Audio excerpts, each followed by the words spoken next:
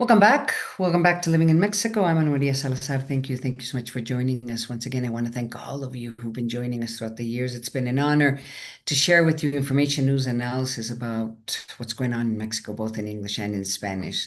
So I really appreciate you joining us. We are strengthening my YouTube channel.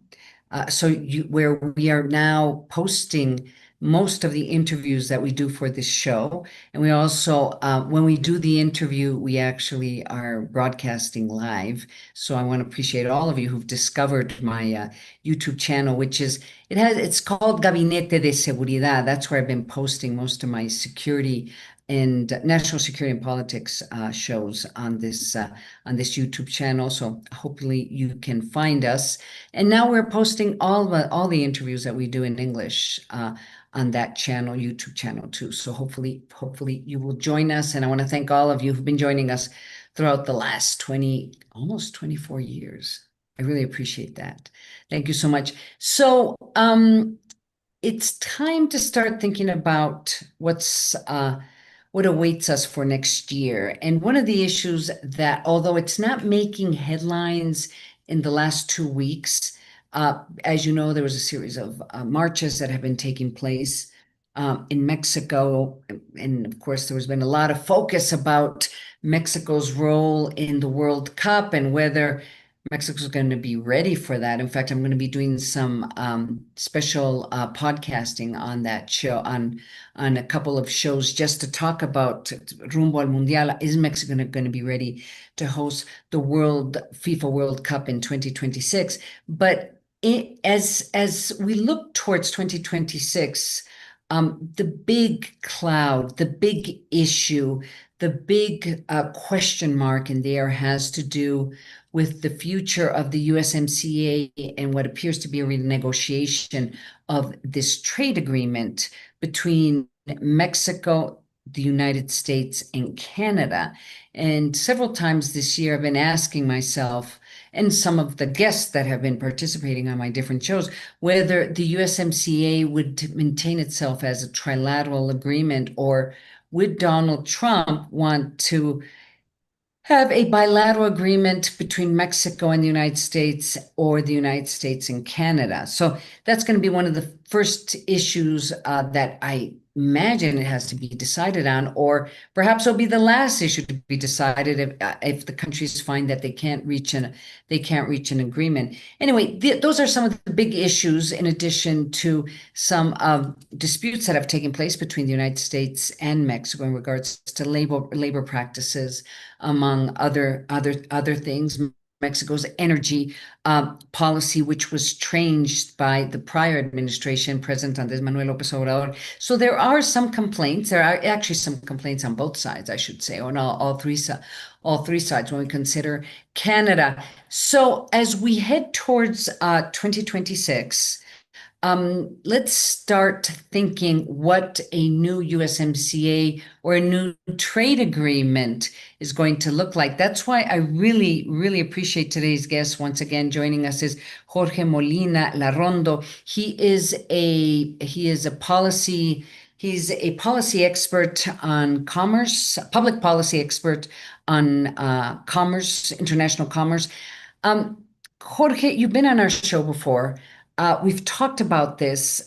We've talked about it about bits and pieces, kind of reacting to what was happening at the moment. I know that there was some statements made by the Secretary of Commerce, Marcelo Ebrard, in terms of, questioning why is Mexico not as effective as, for example, Brazil in lobbying for the reduction of tariffs between Brazil and the United States. They were very successful. Mexico doesn't appear to have right now a very good lobbying capability, which may or may not be a mistake, because, as you know, lobbying Trump government is kind of it's a different animal than what lobbyists used to do in the past.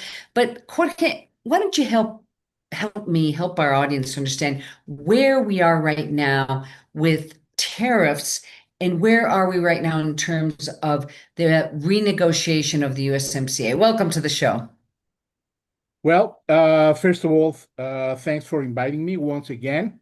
The question, as you know, it's quite wide. Let's put it in that way. So Broad. It's a very broad, open a question. very Yes, I broad agree. question. So let me try to get at it. And if I do not address everything that you have in mind, please let me know. Where Okay. we are. Well, first of all, both Canada and Mexico are trying to negotiate each one what they call security and migration agreements with a Trump administration in order to try to eliminate or at least minimize the tariffs that had been levied since late February, early March. And Mhm. in both cases, both Mexico and Canada, we both are facing two types of tariffs. The first type is that based on the International Emergency Economic Powers Act, the famous IEPA, AIPA. Yeah. or AIPA, which basically is the one that it's applied to all products which do not fulfill the rule of origin set in the USMCA. And Hmm. that it's right now it's 25% for Mexico, 35% for Canada, and about 25 for China. Now Hmm. that's one. And basically that's been going on since, as I said, since March. So far, the data that we have from the Customs and Border Protection Agency says that as of August, U.S. importers have paid about $6 billion for Mexican goods, Hmm. while they have paid about $2 billion for Canadian goods. That means basically that Mexican products have not fulfilled, or the percentage of Mexican goods that fulfill the rule of origin is not as high as those coming from Canada. That's Canada. that's Hmm. number one. And this Do we have is any sense what type of products are we talking about? in general. No. In general. Okay. Basically in general. And this is a tariff that has been challenged, and that the Hmm. U.S. Supreme Court heard the oral arguments last November the 8th. The court promised to treat the issue in an expedite fashion in order to try to issue the final verdict Hmm. in the last 2 weeks of the year. That's the promise. So, and the issue here is that if the court fails against the U.S. administration, Hmm. the US government is going to have to pay back, it's going to have to reimburse US importers for those products that have been imported, in this case, from Mexico, Canada, and China, that based on the AIPA tariffs. That's Right. one. Those are one. Also, under the AIPA challenge are the so-called reciprocal tariffs that apply to just about everybody else. And then the other type of tariffs that Mexico is now subject to is those like the steel, aluminum, Hmm. cars, Hmm. wooden products, auto parts, and Trucks. so on I and mean, so forth. the trucks are Yes, also on the big yes. trucks. All of those are subject to tariffs based on Section 232 of the Trade Act. So Hmm. the, this is a different. These are also tariffs, but they are based on a different, or they come from a different basis. They are not. They are not being challenged, and they cannot be taken away except that the U.S. decides to take them away. That's where we stand right now. So Hmm. if by the end of the year we have a decision against the Trump administration, then that means that the fentanyl tariffs are going to be eliminated against Mexican, Canadian, and Chinese goods. And what we have to say is that as of the end of August, Mexico has become not only the number one provider of the US economy, but it's also Hmm. the number one buyer, which Right. Canada used to be, Hmm. Still, we have the second largest, the US has the largest deficit with China, that has not changed. and now the second largest trade deficit is now with Mexico. That's where we are right now. So, assuming that the Supreme Court, the US Supreme Court, is going to decide against the White House position that the IEPA sanctions are legal, and the Supreme Court comes out and says it's illegal, um, it appears that they're going to have to reimburse all those people or all those businesses that had imported goods. So in this case, it sounds like that there's going to be a very strong reimbursement or a big reimbursement for people, for companies and persons who are importing Mexican goods. Is that correct? Because is that right? Yes, the money is going to be paid back to companies operating in the United States who have Mhm. imported either Mexican, Chinese, or Canadian products. Oh, This reimbursement does not mean that neither Mexico, Canada, or the Chinese government would be getting any money back, because yeah. that's something that needs to be that needs to be said. Now, for you to have an idea of how much money we are talking about, the latest report that we have, and this is as of November 18th, Mhm. Customs Border Protection reported that so far $228.7 billion Mhm. have been collected from tariffs. This is more than the 145.5 billion Wow. that were collected last year as of this date, but Mhm. much less than what the Trump administration had predicted. So Mhm. yes, a lot has been collected, but not as much as the U.S. government was saying at the beginning. This is important because now that Trump has been toying with the idea of giving a $2,000 check to every person who earns Mhm. less than $100,000 next Right. year around mid-year. Well, that Mhm. would be not only very difficult, but Mhm. uh, it would create only a larger hole in the U.S. debt. Once again, I want to thank you all for joining us here on Living in Mexico. Our guest today is Jorge Molina. He's an expert on policies, public policies, and international commerce. He's been joining us for quite a while now, and we're talking about trying to anticipate some of the issues that will be popping up in the next year, 2026. And of course, the headlines in Mexico will be, and I think we're going to be talking a lot about this next year, Jorge, is trying to describe the process for the renegotiation of the USMCA on the same year that the World Cup is taking place, the World Cup that is being um, sponsored by Mexico, the United States, and Canada. When the World Cup was approved, the idea of the World Cup was to kind of promote this concept of North America. Also, next year we have midterm elections, which could potentially affect some of the decisions of the negotiators, the U.S. negotiators above all, especially at a time where there's also question marks in terms of what's going to happen with the economy next year. I know I sometimes feel we live in two different universes, Jorge, because you listen to the president of Mexico, Claudia Sheinbaum, and President Donald Trump, and they live in one universe where they seem to be the numbers they provide are very, very positive. I mean, they're very optimistic in terms of what the economy is going to do next year. And then you have the other universe, the dark side of the moon, where we all have expressed concern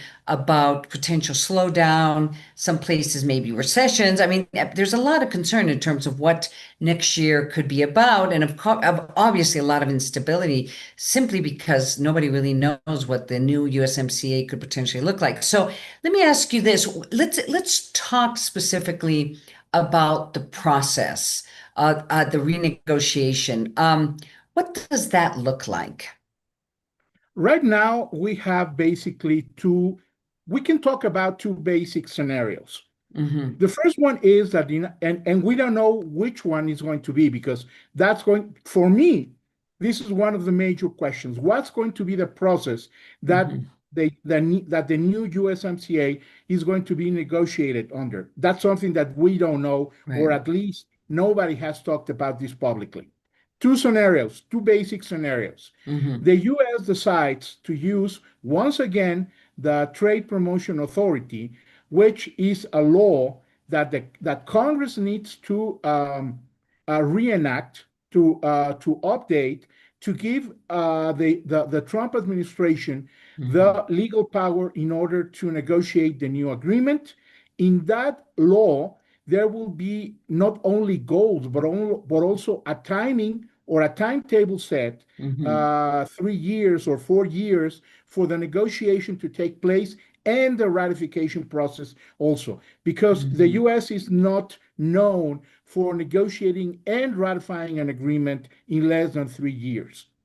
So we need to know whether the Trump administration may use the Trade Promotion Authority, which involves Congress. But we have to say that that Trump doesn't like Congress to get involved and mess with his things. So, for example, you see all of these so-called Hmm. trade agreements that Trump has been negotiating with the United Kingdom, Brazil, India, Switzerland. All of those agreements on the US side only involve tariffs, nothing else. And so he has been able to not involve Congress so far. But for Hmm. something as complicated as the USMCA, it would be very, very difficult to keep Congress away. It could be possible. It could be possible that he decides to go for the first time, not using TPA, but rather Hmm. and negotiating under a different legal Authority. figure Yeah. that it's Hmm. called an international treaty, instead of a congressional executive agreement, which the USMCA is. In that case, he would not have to have goals set or negotiated with Congress and the private sector, but he could Hmm. go along and submit the negotiation only to the Senate, which would be obligated to approve it by at least 67 Hmm. votes. Wow.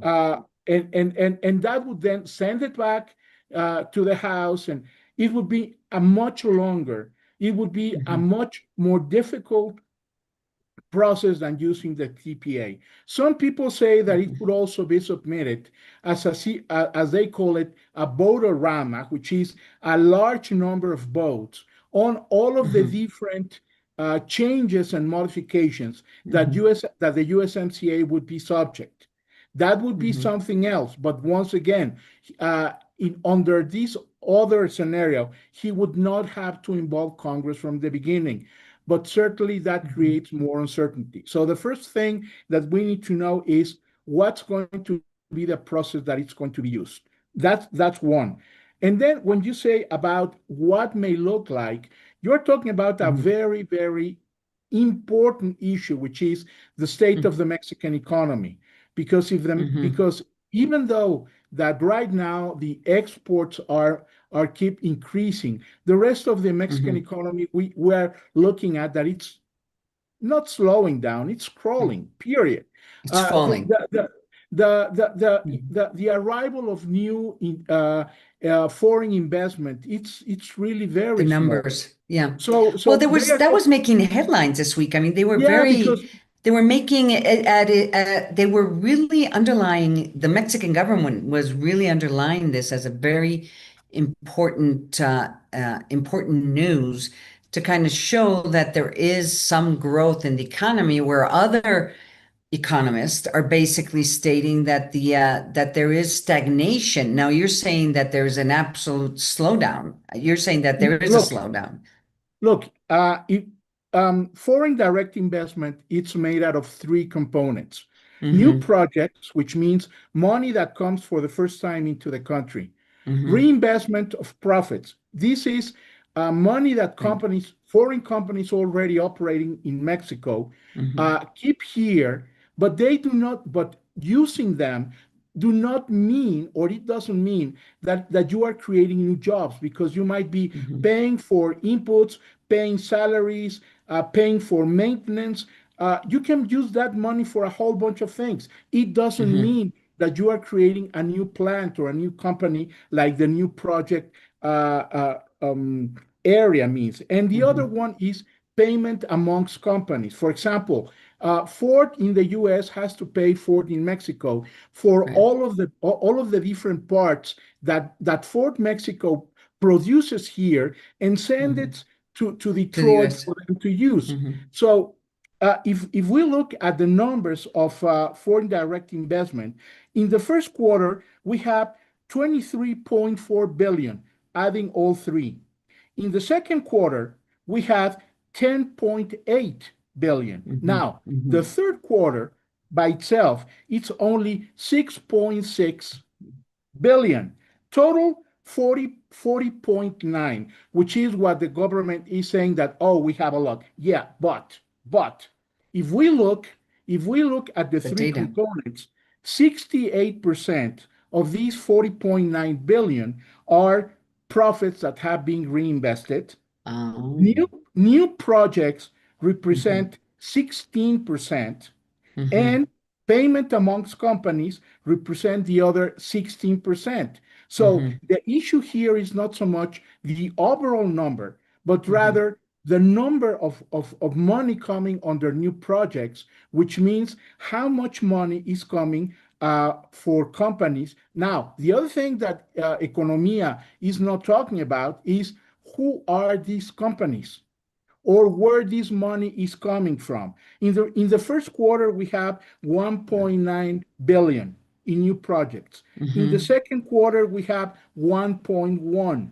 Now, in the third quarter, they are talking about 3.4 billion, which is not normal, because most of these new investment is made in the first 3 months of the year.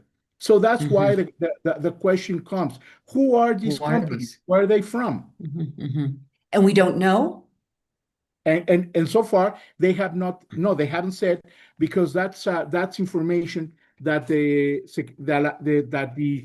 General Directorate for Foreign Investment of the Economic Secretariat has. So that's money that they have to provide. And so the other thing is here: if the Mexican economy, if the GDP growth is it's so slow, Mm-hmm. well, how are we going to Yeah. get to the renegotiation? That would put us in a really vulnerable position, Difficult to, because in yeah. order to try we would be forced, or the Mm-hmm. U.S. would be easy. Mm-hmm. Would it be easier for the United States to put us in a difficult position, to put us against the Against wall, the wall. because Yeah. of a slow economy? But also, I think there has to be a point where those companies, those industries that benefit in the United States from the USMCA accord, and I'm thinking especially the automobile industry. I mean, aren't they going to start speaking up at one point? That's you. This is on December the 3rd, Monday, Mm-hmm. December the 3rd, through Mm-hmm. Wednesday the 5th. There's going to be an open hearing, a public Mm-hmm. hearing, sponsored by the USTR, where Mm-hmm. 172 of the organizations that sent a document for the public Mm-hmm. consultation process that Mm-hmm. started back in September, there Mm-hmm. were 1,514 documents received for this process. Most of them were from the US. There were some from Canada, and there were some or a few from Mexico. Now, of all of those 1,500, 172 asked to be in this public hearing. The hearing Mm-hmm. was going to be only 1 day. Now it's going to be 3 and possibly 4 days long. Here, Mm-hmm. on that hearing, you are going to hear, and the Mexican government is going to hear a number of things that they are not going to like because they are going to reflect what is the US and Canadian private Mm-hmm. sector asking for in order to keep investing and doing business in Mexico. Mm-hmm. These some of these reports have already been there has been some comments in some national Mm-hmm. newspapers about some of these documents. But as I Mm-hmm. said, there are 172 organizations who are Mm-hmm. scheduled to participate in this 3 day long hearing. And from there, you are going to hear what they are wanting for the Mexican government and the US government to do. Mm-hmm. The other thing is how the Mexican government may actually solve the 50 something non tariff barriers that the Mm-hmm. USTR has been complaining about for the Right. last year. And from the way that they solve these issues, you could Mm-hmm. actually forecast whether foreign investment is going to keep pouring into the country, what type of investment, because Mm-hmm. you have different types of investment, and also you can expect what type of negotiation is going to take place in different areas. Well, we literally ran out of time. You have to come back because I have a whole skew of questions of what what are the main complaints or concerns by U.S. companies and Canadian companies, U.S. industries and Canadian industries, and what should be the main concerns of the Mexican government and Mexican industries. But you're right. We really have to. There has to be an extraordinary strategy for renegotiating this UMCA in a year where, like you said, we don't know what the Mexican economy is even going to look like, or the U.S. economy when you think about it. We ran out of time, Jorge. I really appreciate you joining us, Jorge Molina. He is a policy expert on international commerce. Excuse me. He's been joining us for a while now, trying to explain very difficult issues regarding the commerce between both countries, Mexico and the United States. I really appreciate you joining us here on Living in Mexico. I hope to have something. I hope to have said something useful and not just to It's very introduce a number useful, of doubts. very, very useful, and you have to come back soon. Thank you so much, Jorge. I want to thank all of you for joining us. We're gonna go to a break. I'm Ana Maria Salazar. You're listening and watching Living in Mexico. Please don't go away. We'll be right back.